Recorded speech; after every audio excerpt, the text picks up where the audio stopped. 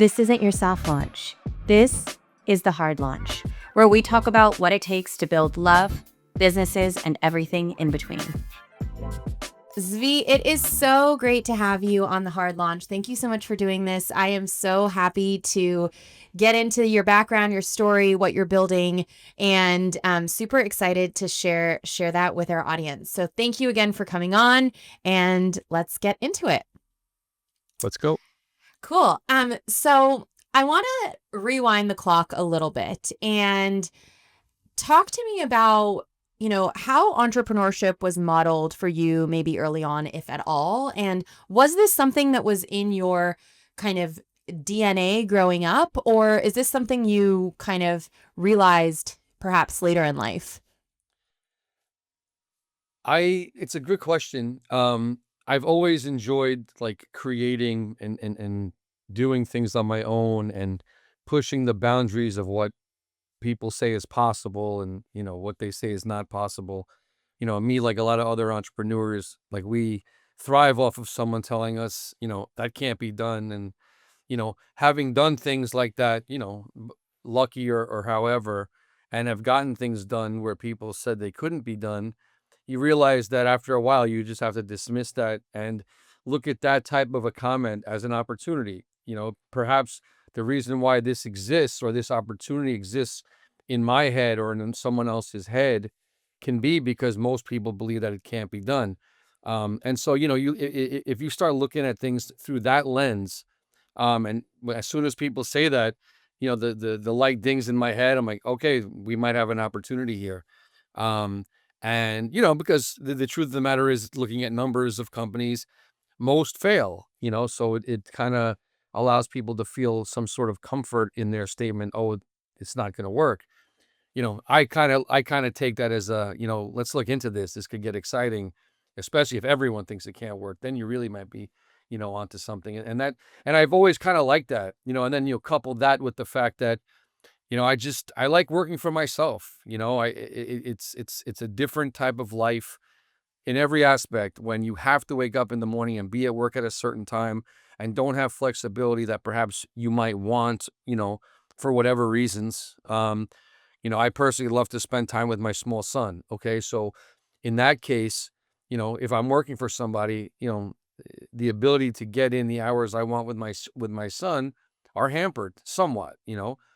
If I work for myself, I can do whatever I want. If I want to come home every day at 5 and spend time with him from 5 to 7, that's great. But then I have to go back to the office at 7, but at least you have that flexibility. And so, coupled with those two aspects, I'm an entrepreneur all the way through. I don't see myself, you never say never, but the rest of my life, I don't see myself as a salaried employee working for anybody else, if that means Once you anything. build, yep, I totally agree. Once you start building, there's no going back. I feel the same way. I come from a corporate background, and going from that to experiencing building your own thing it's the most challenging journey, but also the most fulfilling and rewarding. And there truly is nothing like it. So I completely can relate. What was your inflection point where you realized, I'm going to build something like this is, I don't want to kind of go down a more traditional path, but like I want to build and I'm going to go for it. Was there an inflection point or was it sort of more of a journey? In this business or in general? In general, really. It just again, it was the realization one day that, I'd rather just work for myself. I there comes a point when you realize, if you've been lucky like I have, very, very lucky and fortunate, and you got to just thank God every day for it, where you've had the luck of being taught by amazing people and great mentors and worked for people in industry that took the time to show me, not to give me directions, but to show me the hows and the whys of the way things work. That allows you after a while to be like, well, you've already showed me everything and I've done a lot for you and I've worked for you a long time. There comes a point where you're like, you know what, I could really, in the beginning, maybe do it for myself, or work for myself. And, I'm a very, very loyal person. So of course I would always wait for their blessing, before I ever made a move like that. But again, I've just been so lucky with my mentors in life and the people I've worked for. They really took the time to show me how. It wasn't like, Zvi, do this, or Zvi, do that. Like, here, Zvi, do this. Well, why are we doing it this way? Let me explain why. And you take the time. You get lucky enough to have those type of mentors who take the time to literally walk you through, you know, the way things work, and how business works, and what's important and what's not as important, and how to balance your schedule. And when they show you all of that, and if you really take the time to listen, it puts you in a very strong position to go out on your own eventually. You know, and just one day I just realized, I'm like, I don't even need this guy sitting next to me anymore. He, when I realized that one of my old bosses just wouldn't even come in anymore, he's like telling all of his clients, just talk to Zvi. I'm like, that just means that he has, as much confidence in me as he possibly can.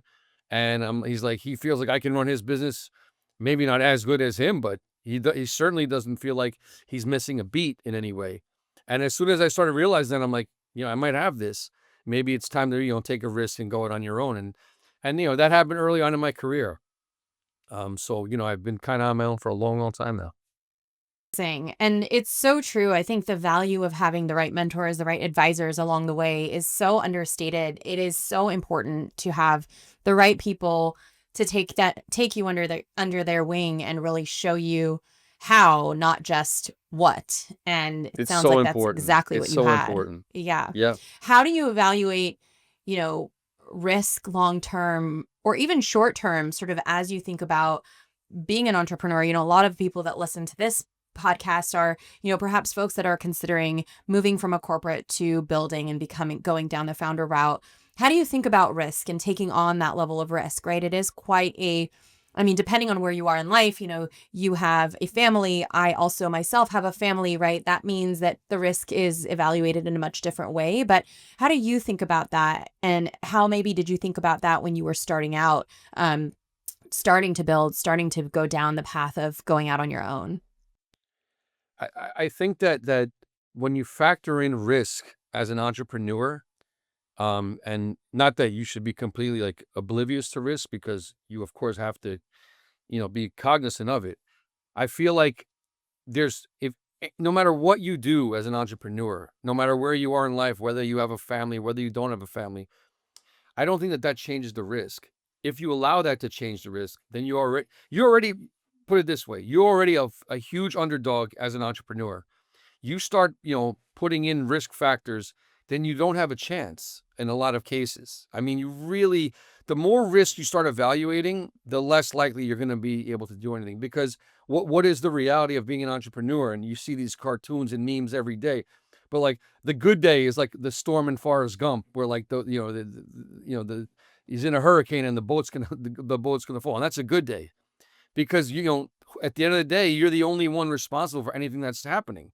And if you have a payroll, then you're doubly responsible. And if you have investors, you're now triply responsible. And there's always going to be risk. And you have to basically say, number one, you have to say to yourself, this is what I want to do. This is what's going to make me happy. And this is where I feel the opportunity is right now. And again, you can't go in blindly. Like, I don't just say, all right, go start a business, have at it. Do research, understand the market, understand if there's a potential here.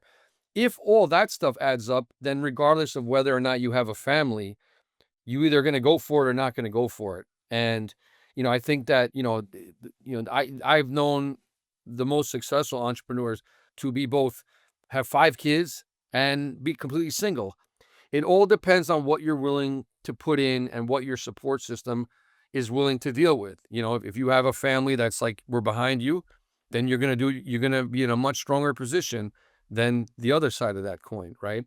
And to me, like, this whole business, like my old life was in finance and things like that. When I stumbled upon this business, it was by accident, you know, before I ever really decided to do a deep dive into it and really go for it. I was going to do 4, 5, 6 months of research before I ever decided to incorporate and do things like that. Because that to me is that if it passes that first 4, 5, 6 month test, and you really see that there's an opportunity, well, then my risk has already been evaluated. Then I can go for it. Whether or not it's going to work or not, sometimes it works, sometimes it doesn't. That's life, but if you do your back checks and if you do your research and your homework, I know it sounds so cliche and silly, but if you do that and you really still feel like there's an opportunity, then you have to either go for it or not. And at that point, whatever risk there is, there's going to be risk in everything that you do. And so you have to just, move forward and either be willing to lose, not be afraid to get kicked and fall down. That's another fear people have. I don't have that fear. You can't grow without falling, I believe, in business. So I think that's just kind of the answer. Like the risk to me, the more risk there is, the more opportunity there is. The same, going back to what I said earlier, it can't be done, more risk, right? Not necessarily hand in hand, but the harder it is for people to see it, the likely riskier it is that it's going to work. I mean, you can look at it that way. I just see that as opportunity. If I do my homework and get a different answer, then I view it as a significant opportunity. And I like that. I like the risks like that because, there's a nice, if you do it right and you're right, good pot of gold at the other end of it. And it's just the most, and that's even, and the pot of gold is like the least rewarding factor of it. There's just so much of an emotional satisfaction that you get from building something that no one else saw. Like it just feels good. And then when you talk about this business now, Reloom, the reaction that the people get and the graciousness and the thankfulness of the people when you talk to them and give them the product, there's nothing like it. The business part of it almost it's so far in the rearview mirror you don't even pay attention to it. That's that this is something new to me, but it's by far the most rewarding experience that I've ever had in terms of business. That's amazing. And I want to get into Reloom in a second, but you mentioned doing your homework and the kind of several months of kind of diving in, really understanding the market. Is that how you started? Is that what you did? Because you also talked about how was kind of an accidental, you stumbled upon this business. So can you talk me through kind of, did you take that time to do the market research and really understand the space? Or did it move a lot faster because it was a little bit accidental? So the original plan was the company was called Campus VR in the very beginning, and because we would go on a campus and we would put it in VR, and that's what the idea was. The way that idea happened was I was talking to my own children at the time they were 12 and 10 about college, trying to plant those seeds, um, and I was telling them where I went to college, which is Binghamton University. It's a state school in New York. It's one of the good ones. It was then. Now it's better than it was then, even. But I was telling them like it's a great experience. I met my best friends in life there. I'm still friends with these people 30 years later. It set me up to be successful in my career path, whatever I wanted to do. And it was a gorgeous campus, and I wanted to show off the campus to them. And I went on the web page, and again, nothing against Binghamton because it is a beautiful place and an amazing school and everything like that. But the web page did not get my kids, who were 12 and 10, excited at all. It was a picture of a building. There was text scrolling across the screen, and my kids were within 3 seconds, "Dad, this is boring. We don't want to watch this." And I was like, wow, that's, and Binghamton's a good school. They should have something better, I thought. And I looked around at other schools and I found similar type of quote unquote virtual tours. And I was like, there has to be a better way, with something like this. So, I started, thinking how will I know what will be better? And the first thing I realized is, look, I was in my 40s now. And I was like, I need to get in touch with and be in tune with, let's say, today's youth, because they're the ones that are going to be going to these sites to see the VR tours. So I took a spot in a WeWork space here in New York City, because that's where we're based out of. I happened to get one of the buildings that had 8 floors of this is when WeWork was like booming. 8 floors of WeWork companies. They're all basically startups, 95% startups.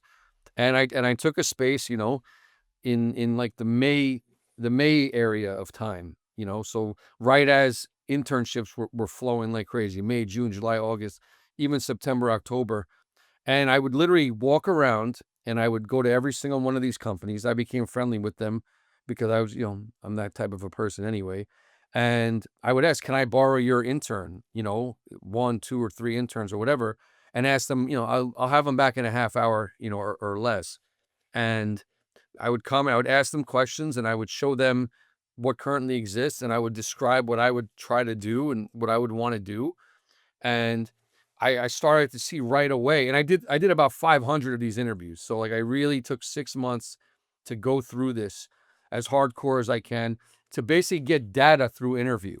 Um, you know, I just happened to be in a place where I had access to, 500, you know, kids between the ages of, let's just say, 17 and 21.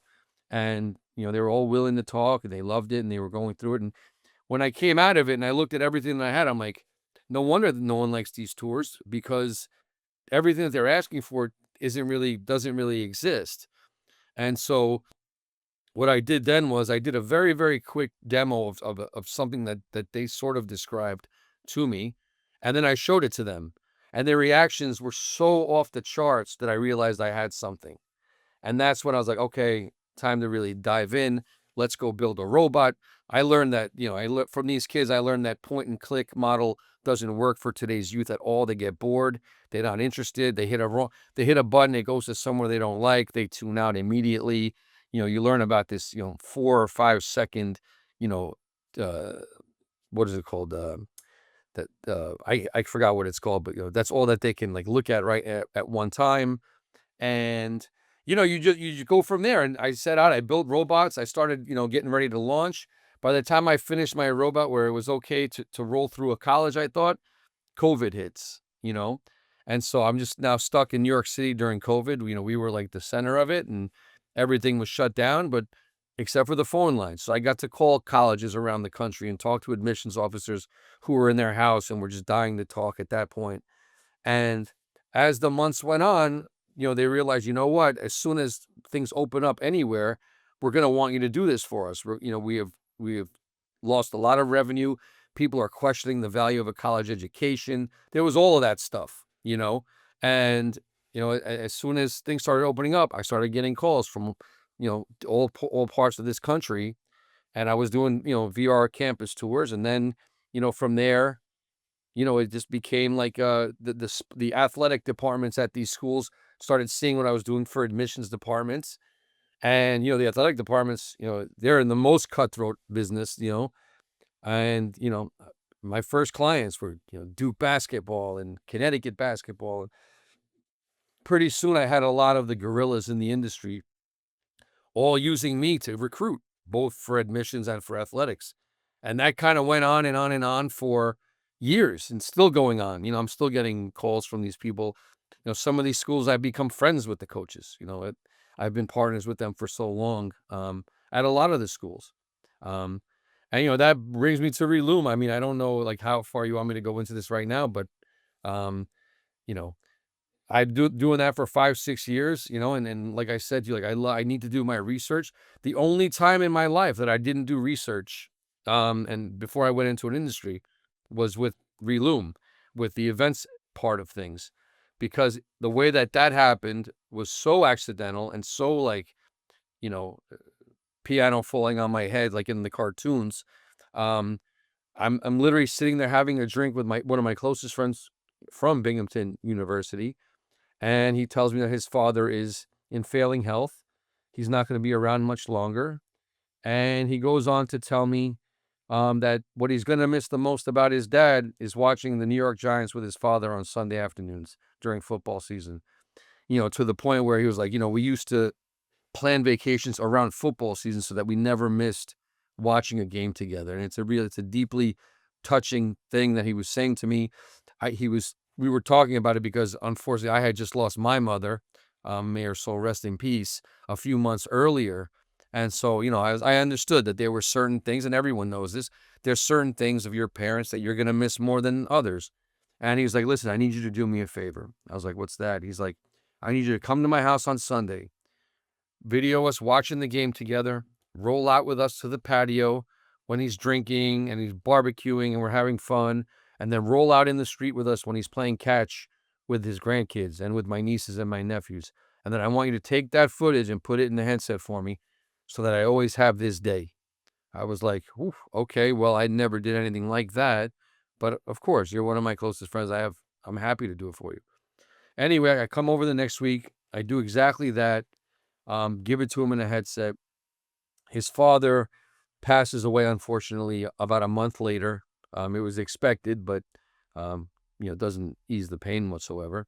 And a week or two after that, he calls me up one Sunday morning. It's during football season. He's hysterical, crying, and I said, "What's wrong, man?" He's just like, "Nothing." I'm like, "Well, if nothing's wrong, why are you crying on the phone to me?" And he says, "Look, I just put the headset on that you gave me." He goes, "I watched for about 20 minutes." He goes, "For those 20 minutes, I forgot that my father had passed away." He goes, "It was like he was back alive with me." He goes, "When I took the headset off and reality set back in that I was just basically time traveling, to a few months ago." He's like, "All these emotions got stirred up in me and I haven't been able to stop crying." He's like, "But listen," he goes, "don't confuse my tears for any kind of sadness." He's like, "This is the greatest gift anyone has ever given me, and you need to do this for other people." He's like, "You just gave me the ability to relive a moment with a loved one who's no longer here." I get the chills when I talk about this story. A, because it's one of my closest friends, but B, I remember the conversation perfectly. I've told this story like 100 times already. Um, he's like, "You have to do this for other people." "This is priceless." And I right away thought back, like, well, what would I give to have this with my own mother? Anything. Like, there'd be nothing that I wouldn't give for that. Um, and I hung up the phone with him, and I was like scratching my head, and I was like, "What? How do you get into the market of people are about to die?" Like, it's a weird market. Even to think about that is weird. But in the same breath, I thought to myself, well, what other things do people like to memorialize, or would like maybe to memorialize? Weddings. Yeah, of course. Any kind of party that commemorates a milestone of life, whether it be a sweet 16 or a bar bat mitzvah or wedding or 50th birthday party or anything, anything. Why would they not want the ability to actually relive it versus watching it on tape or looking at a picture of it? And I was like, that sounds like a good idea in my head. And I don't have time for research because I have to figure out if this is going to work, it's going to work. I'm not taking 6 months now to look into it. Um, so what ends up happening is I go to a big person in Brooklyn, a big businessman, and I asked him, "What do you think about this idea for weddings and events?" And he said, "It sounds good," and he happens to be a rabbi. But and I said, "What do you think?" I'm like, "Would you think that for free you could convince someone within your congregation to let me, get one of their weddings in VR, and we'll see if we have anything?" And he just said to me, "Look, Zvi, I got one better for you. My daughter is getting married in 3 days. You come, it's going to be a 1,200 person wedding. If you can do that wedding and it comes out good, what wedding can you do?" I was like, he's like, "Okay, now what do you know about weddings?" I said, "Zero. Absolutely nothing do I know about weddings." He's like, "Well, come on through. Don't get in the way, and let's see what happens." I said, "Fine." So I come to the place and I do the wedding. It's wild. 1,200 people, a lot of people for a wedding. And I was like, I'm like, we got what we got. Let's see what happens. 2 weeks later, I go to he has a yeshiva. I go to his yeshiva and I put the headset on him. And remember, this is only 2 weeks ago this wedding happened. The moment he put on the headset, he started shaking and he started crying, and I saw the tears coming down underneath his headset. And he watched, one of the scenes. It was about 7 minutes long, and he pulls the headset down and he says, "This is amazing. I feel like I just went back in time, dropped in as a guest at my own daughter's wedding, and watched myself from the aisle walk her down the aisle." He's like, "My brain has still not wrapped itself around the idea of what I just saw." He's like, "You have to do this for other people." And I was like, "Well, my friend just told me the same thing like a month ago." He's like, "You do." He goes, "This is unbelievable. You need to do this for people." And, from there, he started calling people within his community. Word started to spread, a little bit here, a little bit there. I did a bat mitzvah for, one of these Real Housewives of New York City. Word started to spread more. I started getting calls from other cities. Finally, I was able to get, or finally, I had the confidence to approach, one of the top planners. I'm not going to say her name, but one of the top planners in New York. Because, people kept telling me, like, you better get out in front of this because you're going to have a lot of copycats soon. And I was like, well, other than, the robot has its patent, and there's a lot of things I learned over the years as they relate to VR, uh, you know, and I'm like, so I have an advantage, but I'm like, to really secure a really good advantage would be to have the planners who plan these just incredible, incredible events these days. They're unbelievable. To have them trust you and hire you for their events. So it's not going to be easy to convince them to use someone else in something that they've never heard of if they already trust me. And so I finally, once I got a dozen or so under my belt weddings, one of my friends was able to convince one of these big planners to take a meeting with me, under the condition that if she didn't like it after 10 minutes, I'd leave her alone, because I was trying to get a hold of her for a while, which again, I'm not offended by, because I wouldn't take my call either if I were her. And so, she put on the headset, and again, my good fortune, I showed her that first wedding that I just spoke to you about, and she happened to be a guest at that wedding. And she looks and she's like, oh my God, there I am. I can't believe I'm back in the room with myself. And she keeps looking around. She's like, I can't believe I'm back at this wedding. This is unbelievable. And then she looks, she's like, oh my God, this guy here just died last week. And I was like, okay. And she watched, and she pulled down the headset and she's like, I love it. She's like, but you have to come to my house and you need to pitch my client. I said, fine. When? She goes, Sunday. This is on a Thursday. She's like, be there Sunday. I was like, okay, I'll be there. Sunday morning, I go to her house. I pitch her client. They book me right on the spot. I was like, I got something here for sure. And she's laughing. She's like, you're going to be very busy in the next 6 months. Be ready. And she's like, but I want you to wait 15 minutes at my house. I said, oh, okay. I wait 15 minutes. A young guy walks in the door, and she says to him, put on this headset and look at the dance floor of what he's showing you. So he puts on the headset, he's looking. All of a sudden, he becomes totally focused on one image. Again, I can't see what he's looking at, obviously, because it's in this headset. But I can see all of the color in his face drain. And he's watching, and imagine this. I'm standing in the middle of this lady's house. She's talking to her client on the right at a big table. I'm in the middle, and then this young guy is to my left, just wearing a headset. And I'm just standing there. 5 minutes, 10 minutes, 15 minutes. 20 minutes go by. He pulls down the headset. You can tell he'd been bawling his eyes out. I didn't see tears, but his eyes were all bloodshot red. And I'm like, what is going on right now? Like, I have no idea. And he looks at me and he says, you just changed my life. And I was like, okay, how did I just change your life?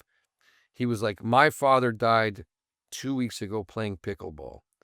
The last memory of my father was him laying dead on the court and in the hospital.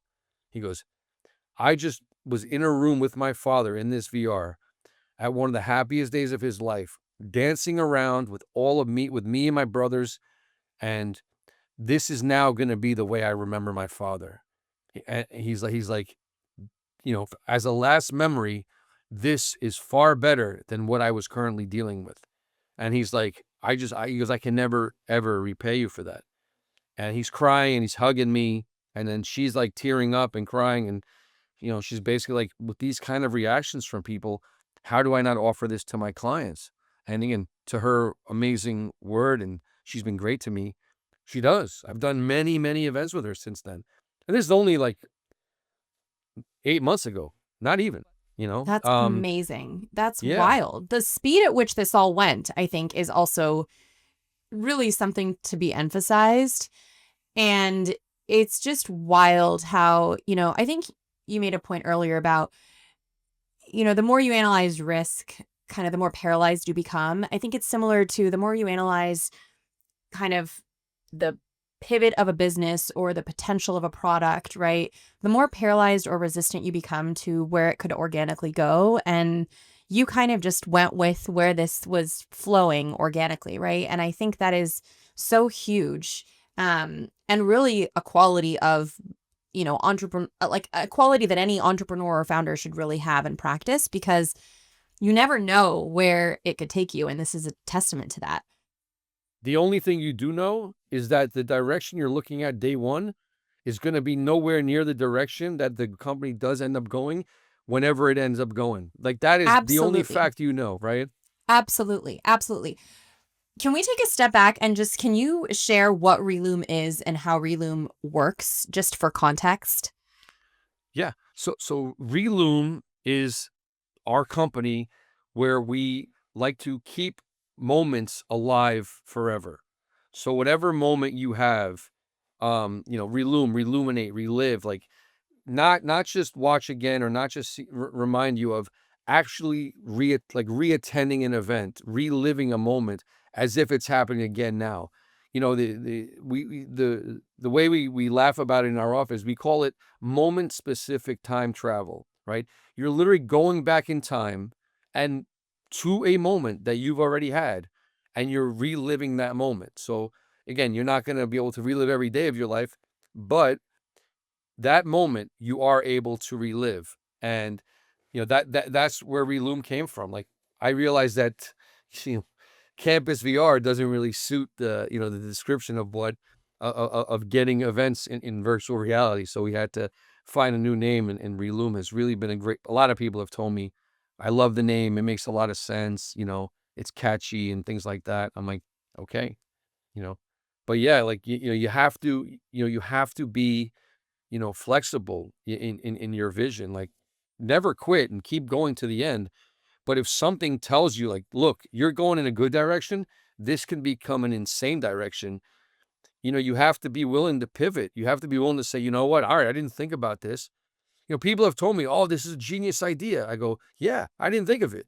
It's just not, I'm doing this for 5 years. This never even crossed my mind as an idea. Was there any tinge of fear that you didn't know the wedding industry good enough in order to take this direction or go down this route? Or were you very so convicted in the idea that the vertical kind of didn't really matter, and your kind of experience or background in that vertical was sort of irrelevant to the fact that you had conviction in the product and knew the product so well? Fear is the wrong word, because I don't really have a lot of fear anyway. Fear is just not in my blood, for better or for worse. I was entirely, I was not, like, fully confident that it was going to work. I knew nothing about the wedding industry. I had a lot of reservations of, should I be the one even doing this in VR? I don't know anything about a wedding. I don't want to interfere in the bride's day. I don't want to interfere. God forbid something happens, when the ceremony's happening, God forbid, like, something happens at any point in the wedding. I don't want to be remembered for screwing up a person's biggest day. That to me was, and that was the biggest difference in terms of doing a college or doing a sports team's facilities versus doing an actual event. Like, the pressure increased by 100, because A, you can't miss it, don't screw it up, and then B, don't cause a scene. So yeah, no, I had no idea. I did no remember, this was the only time in my life I did no research, and along with no research comes a lot of anxiety. But you learn how to be respectful. We get there day one. There's a videographer, a photographer, who almost in every single case have been amazing to work with. And you're like, listen, if I'm ever in your way, don't even look for me. Just move me. You know, get in my shot. I don't care. I don't need what you need, and I'm not here to get in your way. And so yeah. I mean, I was totally unsure of it. Until I delivered that first wedding to the rabbi, and he actually started crying and told me he felt like he went back in time, and this is amazing. At that moment, I realized I need to learn weddings quickly, because I have something. Because you can't fake that. You can't fake that emotional. You can't just give someone something and see them cry, and not say, wait a second, why don't I do this for everybody? I couldn't agree more. And I love the fact that it so organically happened, right? Because pivots happen to more companies than not. And I think it's really oftentimes completely overlooked because it's the origin story or wherever the product started just sort of gets buried under whatever the success was. But the pivot is what's so important because it does happen most of the time. I'm curious how you thought about scaling given the nature of the product and the fact that, you have to be there, to your point, at the wedding, and you have to show up and you actually have to, get the footage. So how did you guys think about scaling in the early days, and what does that look like more recently? Well, in the early days, we were trying to figure out how can we possibly scale this, right? The good news, is that when someone hires, one of these amazing photographers or videographers or cinematographers, you're hiring that person, that he or she, for their talents, right? Like this person knows how to capture a video or a scene or an image or whatever. With us, it's not really about that. With us, it's about just getting the robot there, getting him to roll around, capture the whole scene. Now AI even comes into play because AI can help fix certain things that, there are certain scenes people don't want in there, but the AI can come in and fix the scene. Where it's 99% authentic, but the AI has fixed something that's out of sight or out of mind or whatever. Um, and so all we have to do is not all we have to do. What we have to do is to scale it. Is you have to build robots and you have to train people how to use the robots, and then you have to get these robots to other cities. Our idea is if it's big in New York, then why wouldn't it be big in LA? And if it's big in LA, why wouldn't it be big in San Francisco? And then why wouldn't it be big in Miami and Chicago and London and Paris and everywhere? If you're doing a wedding, okay, and again, there's weddings and then there's weddings and everyone's budget's different and God bless everybody. Um, but if you're creating an amazing experience for people, why not why would you not want to be able to relive that experience, reloom that experience, for example? And it became clear right away that, you know, while, yeah, to train people and because, again, if we're going to hire you, you're not going to ever ruin someone's big day. Like that can't be part of the thing. You know, customer satisfaction always is the most important thing. What we deliver to our clients has to be at the top level of standard, or else it's not good enough for me. Um, and when I don't get the oh my god, this is the best thing I ever did, it hurts my feelings. But I get that a lot, like, only because people don't know what to expect. It's funny that way. Um, but um, Look, there are planners in every big city in this country, there are weddings in every big city in this country and in the world. They happen all the time. I used to think weddings were just on Saturdays. How wrong I was. They're every day, Mondays, Tuesdays, every single day there's big weddings. Every single day there's potential clients. For us, we need to build enough robots and make enough contacts within all these cities to where someone can call me from, Park City, Utah and say, all right, Zvi, I have a big event coming up in March. We need you here this, and this day. We've done parties, events in obviously New York, Miami, Los Angeles, Boston, Las Vegas, New Jersey, you name it. We're starting to get out there and we're just beginning. It's hard. It's hard for us. The hardest part about scaling is I can tell you this amazing story, and believe it or not, as good as I can tell it, it doesn't compare to 2 seconds for you to put on a headset and be like, "Oh my God, this is crazy," and that's the truth of the matter. So the hard part is getting and meeting with enough people, and planners are always busy, especially the ones planning these crazy events. It's hard to get them for a few minutes, and you have to be very respectful of their time and not get on their nerves because the day will come where I cross paths with, at one point, all of them. But I don't want them never thinking like, oh my God, here he comes. I can't deal with this guy. You just have to let them be. I understand. I'm the new kid on the block. I have a new product. I've learned that these planners, the higher end ones, they get pitched idea after idea after idea. You don't realize that, but it's true. And you just have to, let things take their course. But, to get back to your question, in terms of scaling, the minute we started to grow in different cities, we just started building robot after robot. We have about a 30 robot army now. We leave 2 in Miami, we leave 1 in Los Angeles. New York has the most of them because this is where our home base is. But Miami of late has started to ramp up very, very nicely, and LA is starting to peek its head up too. We just happen to be here, so if someone from one of these fancy hotels or venues calls me, like, I have a client that wants to see it, can you come by? Either I come by or I send someone to come by, and we show them, and that's great. We're just, at some point, we believe that we can be in a lot of different cities at the same time and do 5, 10, 20 events in a day.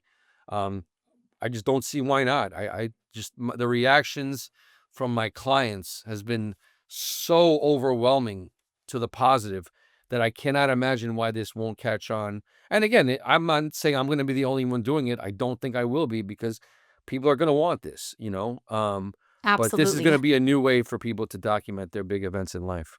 Absolutely. How did you guys go from, you mentioned your background was in finance. How did you go from that to navigating building a product that is so steeped in hardware and both the headset and the robots? How did you navigate building hardware with what it sounds like a very different background? I People always ask me that, like, is your background in engineering? I'm like, no, it's not. I kind of give the same answer that Marissa Tomei gave in My Cousin Vinny. She's like, my father was the mechanic, his brother was the mechanic. I come from a long line of handymen, mechanics, and people like that build things with their hands. And I just said I'd give it a shot. It was COVID time. We had plenty of time, to build and fine tune. And we went through, 30, 40, 50 versions of the robot before we ever rolled it across a college campus.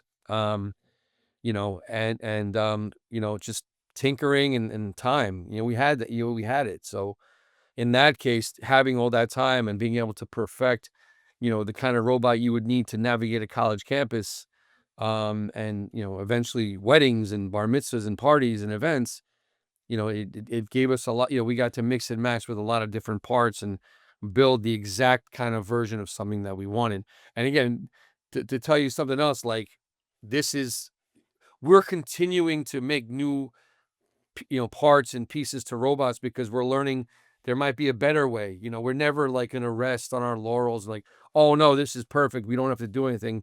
I don't like that mentality. I don't feel like you have to look for something to change, but as soon as you notice something, you're like, let's take advantage of this. And right away we do, and we incorporate that in our newest versions of our robots. That's amazing. How did you kind of, the luxury wedding industry especially is so relationship based and driven by kind of existing relationships, trust within the industry, knowing one another. It's a small industry and, a lot of folks know one another. How did you crack that? And strategically, what did it mean for you to go straight for a lot of these, luxury planners, rather than maybe a different tier or a different category of planners? Well, to start, we're not the cheapest product. Not that we're so expensive, but it's not, our product price point is not ultra luxury, but it's a luxury type of an option. So we needed to start at a little bit of a higher tier. Again, not of talent, just of, what type of events people do. Um, and again, a lot of it was based on me playing defense, like exactly what you said. Like, again, this is such a new industry to me, but I've learned very, very quickly that word travels very fast in this industry, like lightning fast.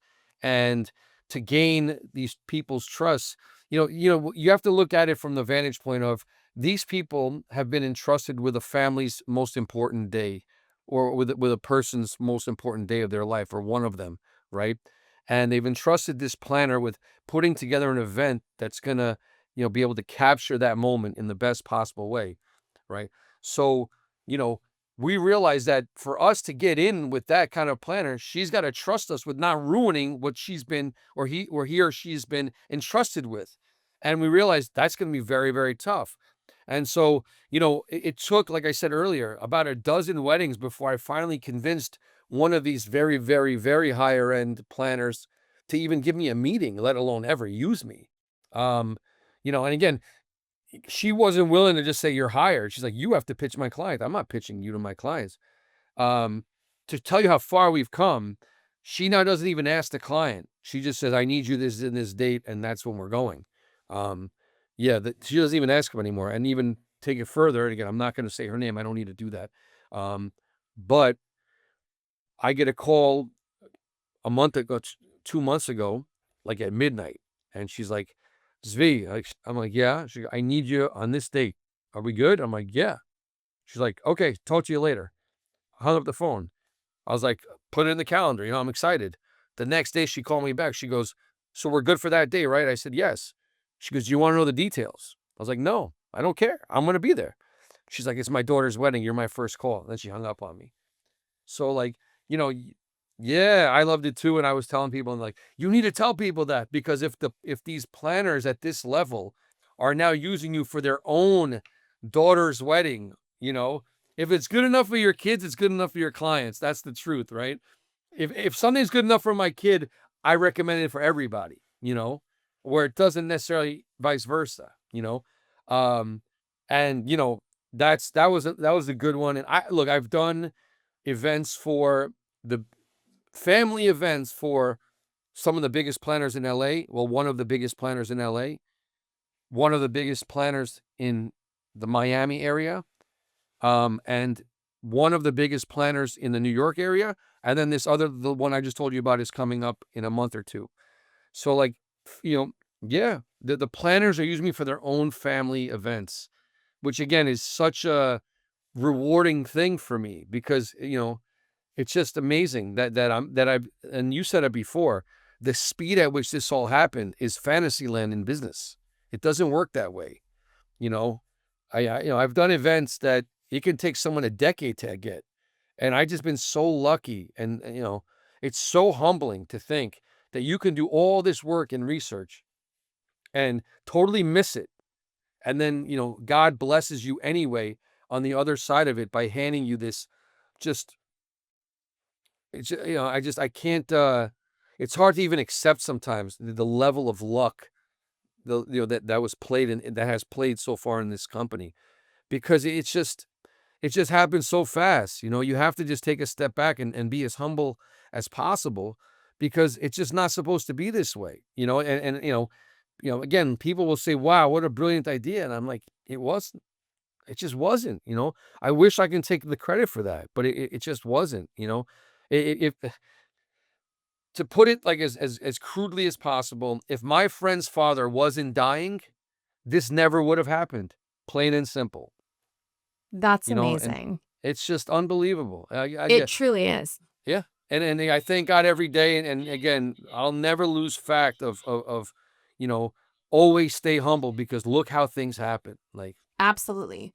What surprised you the most about the wedding industry now that you're inside of it and you're sort of already ingrained in the relationship building with, various planners in the wedding industry? What was something maybe that you didn't expect that surprised you in this industry versus, you know, where the VR came from, campuses, campus tours?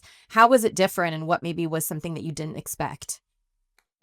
two things, if I like off the top of my head. Number one is, um, I never realized, because I've never, my wedding wasn't, planned by anyone crazy. It was a long time ago anyway. But um, the level of detail, the level of intensity, the level of everything that these planners have to deal with and are capable, like, infinitely of dealing with, at that high of a level, is astonishing to me. Like, I've seen a lot of things now. Again, just great fortune, and to have taken or to have participated and been asked to video and VR some amazing, amazing, amazing, amazing events. And when you look around during an event and you move from room to room to room, and you look at every single little detail that somebody had to pay attention to create, it's like they're creating art.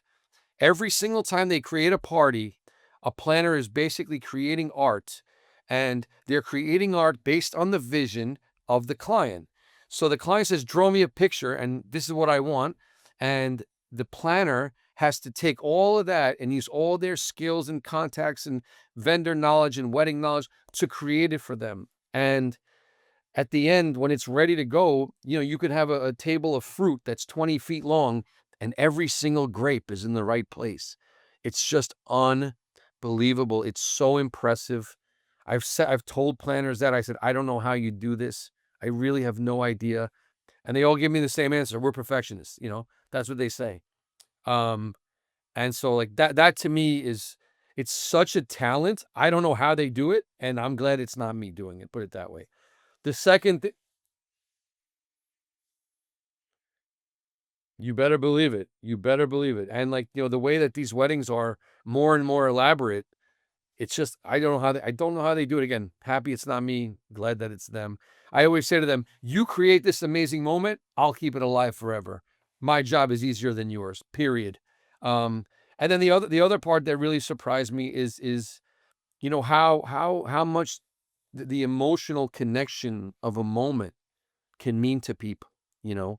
Not that I don't know that, because I do, but when you see people watching these videos and they cry and they go wild, and we have video after video after video of people putting on the headset for the first time and reliving their event, and the reactions are almost universal. I mean, they really are. Like, the people go wild, and I get four answers whenever. What do you like most about this VR? Answer number one, you know, when our children will be able to attend our wedding, even though they're not alive right now. Like, that's, imagine, like, you can go back, be at your parents' wedding, not watch it, be at it, be at the altar with your parents, but X amount of years earlier. Um, you get the flip side of that, which is the same kind of story as my friend's father. There are going to be people that are no longer with us anymore, but now you always have the moment with them forever, whether it's, father dancing with daughter or whatever it is, you have that forever, will be alive. I think, and then now, because these events are so elaborate and are so intense, a lot of times it's actually happening more and more now. Um, Couples are coming up to me and saying, this is the first time we feel like we actually attended our own wedding, because they miss so much of it, right? That, like, they're like, we didn't even know that three-quarters of this stuff, even happened. I didn't get to eat my food at my wedding. I mean, that was I don't even know what the food looked like. I don't know what people I mean, we did the tasting ahead of time, but would have loved to see what people were getting, and I didn't. And it's amazing how much you miss when you're actually in it. And that's it. That's exactly right. And there's also parts that happened, but you weren't even there. So like when a couple's making a grand entrance, they don't know how excited the people are to see them in the room. That's very touching to them. It's like literally they will look for that. And a couple will, when I'm at the altar with them, in the headset, they don't want to watch themselves getting married again. They want to watch the crowd and everyone's reactions. So they'll watch that, like, look, oh my God, this person's crying. That you will now notice. Well, you miss most. You have to miss most, right? Um, and then we get like, thank God you did this, because my grandmother lives in another country and she's too sick to travel. Now we're going to be able to give it to her as if she was actually there. So because it means so much to so many people, the ability to put them back at that moment, it's just it's not that I should be surprised, but the extent to the level of appreciation has surprised me. It's intense. Absolutely. How do you see immersive tech and sort of visualization reshaping this industry, the wedding industry, over the next decade, beyond just what, not just, but beyond what Reloom maybe is doing? How do you see the role of, visualization, immersive tech, even AI reshaping this industry if you were to look, 5, 10 years down the road? Well, I don't know that I'm the right person to ask since I've only been in this industry 7, 8 months or so. I don't I'm not a big fan of anyone ever trying to fight against technology. I've seen every time someone tries to fight technology, they lose. Um, I feel like, Uber and taxis in New York City is the greatest example. Oh, that'll never happen here. Oh, it happened here. And you just can't fight things. You need to be open to looking at things a different way. Um, I feel like AI, I don't believe that AI will ever replace a photographer. um, can they create something almost the same or the same as what a photographer did? Maybe, but are you really going to I mean, maybe not in 5 years, maybe in 20 years you would. Are you really going to trust a computer to capture your biggest day, or are you going to trust someone that's done it 50, 60, 1,000 times? I don't think that things like that are going to be changed. I think that AI might be able to, help, you know, this is what if you describe to AI what you want your wedding to look like, what you want the altar to look like, what you want the place of the reception to look like, and you tell AI and it can draw you different things. I believe that for certain can be handed to a planner and being like, this is what I want to do, better than whatever's out there today. I don't have any doubt that that will be the case because why not, right? That's not even that hard to see. Um, you know, but I don't I feel like people still, you know, are going to want a photographer, are going to want a videographer. I think that AI helps with that. You know, I know photographers are already using AI. Something's in the picture you don't want, erase it, gone, like it was never there. AI fills in the blank very, very nicely, as if it was real. Um, you know, but I don't know going forward, shaping things. People need a planner. Like a bride needs to bounce ideas off of somebody. She's not going to bounce ideas off of AI. AI can, if you give AI the directions, it'll give you what you're looking for. Um, to produce it and to do that kind of stuff, I don't know. But again, you know, I'm just not the right person to ask, I don't think. I'm sorry I can't answer the question. That's okay. I think you gave Um, a great answer. I think, we need to be open to however people start to use this in the planning process and the production process. And, we can't, I think the fact that we can't predict it is a testament to how fast the technology is moving and how unpredictable it can be. Um, I have a couple last few questions. I know your co-founder is your brother. I would love to touch on how that how did that originate that you guys both decided you wanted to build this specific product? I know it started in campus tours, but how did that originate, and what does that look like in terms of dividing roles and responsibilities, decision making, and the overlap of working with family? well, I've even in my finance days, I always worked with my brother. We come from a very, very, very close knit family. I know that people a lot of times say, "Oh, I can't work with my brother," or it's just I wouldn't work with anybody other than my brother as my partner. Our skill sets are in entirely different things. I'm better on the sales side, he's better on the logistics side and on the back office side. But to tell you how it is, I trust no one like I trust my brother. Um, you know, and there's no one I'd rather be in business with than my brother. I hope he feels the same. I think he does. But that's it. We've never had a problem working together. We went to the same college together. I'm 2 years older.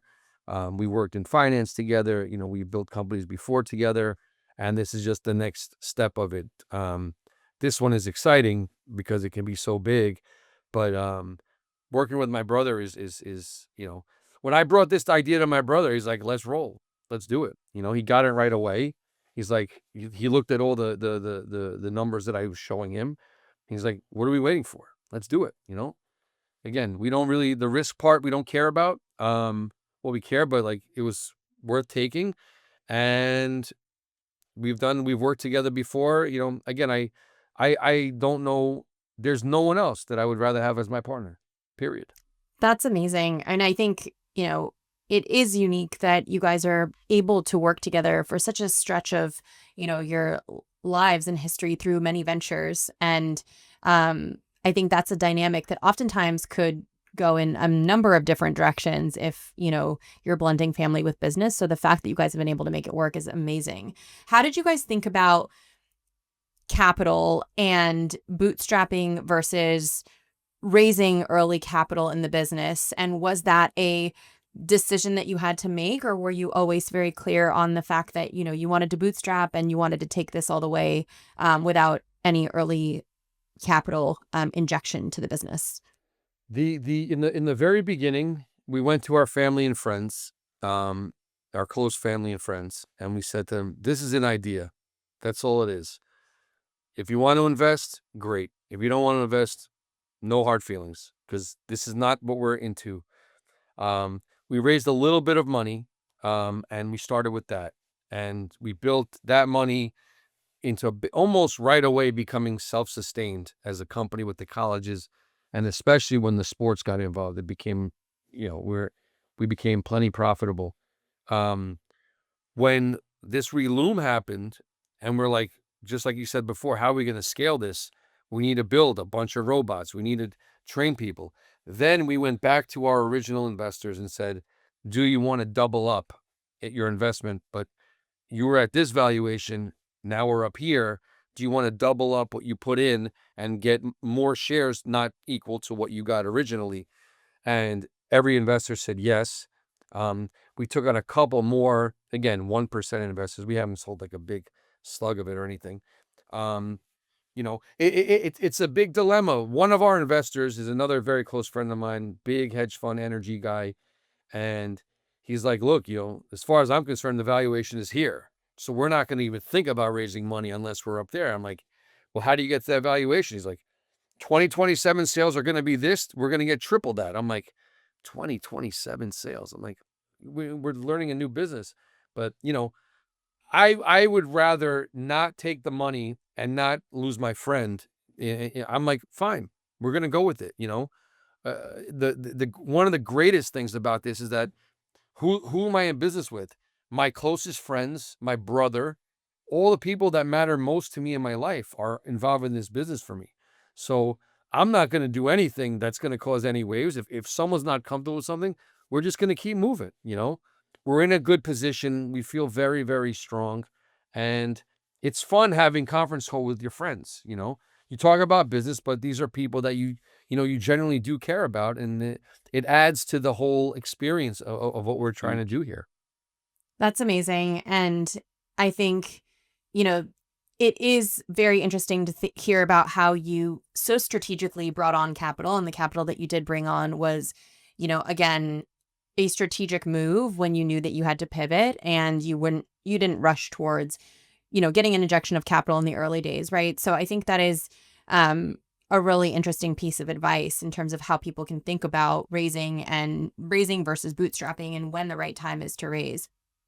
To close us out, what is advice that you would give founders who are entering industries or want to enter industries where maybe they don't have the background or they don't have the expertise? How do they go about building and not only a product, but building relationships and credibility and knowledge in a space where perhaps they didn't come from, or their background is in something completely different? What has worked for me as it pertains to that question is, if you're going into some new industry and you're meeting new people, you need to be very, very aware that whatever industry you're coming to now, most likely doesn't work or run as the other industry you're coming from. So be very mindful of that, and be very, very, aware of how people's feelings might be different in this industry versus that industry. Number one. Number two, if you're going into a new industry, you need to come with something that's going to knock people's socks off, or else you don't have a chance. I will. Part of the research process is make sure this is something that they absolutely will go gaga for. The main reason of the success of Reloom is just because of our clients and the planners' reactions to it. They go crazy. There's no reason why other people won't go crazy. If they're like, "Oh, wow, that's all right," how are you going to break in and get people to recommend your product when it's just the same as the others? So, the most important part is to accept and be very, very respectful of the current of the new industry that you're going into. Be humble about it. You don't know it. You don't know how people act there. You don't know what they're going through. You don't know anything. Be totally amenable to their schedules. You're new, not them, right? You're trying to go into their crowd. So, be as generous as you can possibly be just to be allowed into the discussion. And then if you are allowed into the discussion, make sure you're coming correct. You have to come with something that's going to be impactful to them, something that they feel they're willing to risk everything that they've worked for to this point and offer your service to their clients. You have to have A and B. If you don't have A, you'll never get in the door. And if you don't have B, you'll never make a sale. You need both of them. And if you do that enough, what happens is it kind of grows on itself, because if one big planner is doing it, that big planner will call his or her friend and say, "You want to work with this guy. He's a good guy. They're respectful. They do everything the right way, very professional." And that's how your business can grow very, very quickly. So I think it's A plus B is the answer, I think. I think that is a great piece of advice for any budding entrepreneurs or founders who are interested in getting into spaces where maybe they don't have a background. It's something that I myself did, and I think navigating that can be quite challenging. So, a great piece of advice and a great note to end us off on. I really appreciate you coming on, and this has been so great to hear your story, get to share it with others, and dive into the process and the journey that you've been on in building Reloom. Can you let everybody know where to find you and where they can find Reloom? Yeah, our website is Reloom VR, like virtual reality. So it's ReloomVR.com. On Instagram is at Reloom VR. Those are the two places. Yeah, and contact us. We're always happy to talk. It's been a great ride so far. Thank you, Zvi. This was so great.